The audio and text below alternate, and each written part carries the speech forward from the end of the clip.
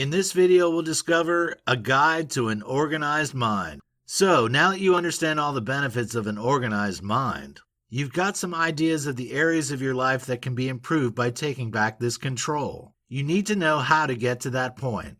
We've already looked at the practical steps that you can take at home, at work, and in your personal life to get rid of the chaos and clutter. This can make life simpler and happier. But how can you take practical steps to organize your mind? Here are a few top tips to get you started. Make lists and journals. Many people find that making lists or starting a journal is a good way to clear their minds. It will get rid of all the clutter that prevents them from moving forward in their lives. You may find that you're unable to focus on the tasks that you need to accomplish because they seem to be running over and over in your head. Composing a list of all the jobs and chores that you need to accomplish will help to set those intrusive thoughts free. Having a checklist of everything you need to get done will help you to see at a glance all that must be got through by the end of the day, week, or month. When you can tick each one off, you will experience a great sense of well-being at a job well done. Journaling is another useful strategy. It can be used to great effect to clear your mind and get rid of the clutter that prevents you from moving forward with your life.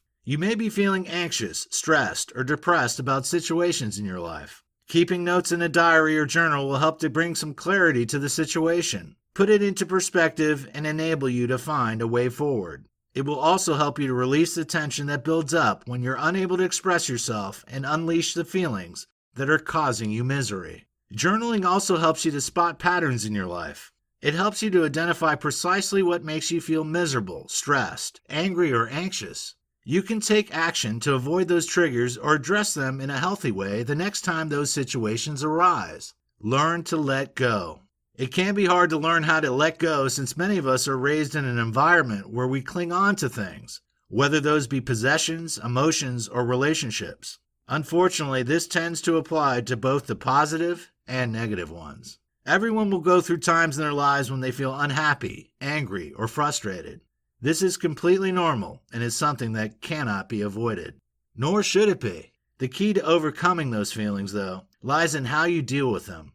Do you dwell on them and ruminate over them repeatedly? Or do you find a way to release them from your mind and let them go? Mental clutter and chaos can ensue if you don't let go of the negative emotions and feelings that you're clinging on to for dear life. The longer you spend focusing on them, the less time and energy you have available for the positive emotions that you need to get the most out of life. While all this makes sense, it can be harder than you imagined to let go of those negativities. So here are a few expert tips to help you. Face the pain. If you're feeling anxious or stressed, your knee-jerk reaction will be to protect yourself and hide from the emotional upheaval. However, you need to go through the negativity to begin the process of recovery. If you delay the process, you'll never be able to completely overcome what you're feeling. Don't lie to yourself. Identify every part of the negative emotions you're experiencing. Don't try to convince yourself that things aren't as bad as they could be. Instead, acknowledge it, recognize it, and then accept it. Remember, nothing will last forever. Negative emotions are stronger than positive ones, but you must bear in mind that no matter how bad it feels, they won't last forever. Self-reflect. Don't get trapped in a negative downward spiral. Reflect on what's happened and work out how you can avoid descending into a pit where more bad things will inevitably happen. Don't fear the future. Although you have negative emotions now, the future is bright and you can rise up and embrace it only after you let these negative feelings go. Avoid multitasking. We're all trying to juggle more than at any other time in history, so it isn't too surprising that we all try to multitask. Yet this isn't as helpful as you might imagine. Multitasking will make you less, not more, productive. Evidence has shown that if you shift between tasks, you can waste as much as 40% of productive time. While you feel like you're achieving more, the chances are that you aren't. If you put all of your focus on one task, it will be completed more efficiently and also more effectively. Multitasking has a negative impact on the quality of the output you produce. It's even been shown that multitasking impacts negatively on the way your brain works, slowing it down and making it less efficient. That means you need to eliminate unnecessary distractions that are causing your mental clutter and narrow down your focus to the task in hand. Make decisions and stick to them. When you're able to make a decision and stick to it, you can really weed out the indecisive clutter and chaos that fills your head when you haven't planned a specific course of action. While it may sound simple to make a decision, the reality isn't always that easy. Many of us waver between possibilities and struggle to come down on one side or the other when there are two different options. The key to effective and decisive decision making is to focus on what's really important and to bear in mind that gratification will almost certainly not be immediate.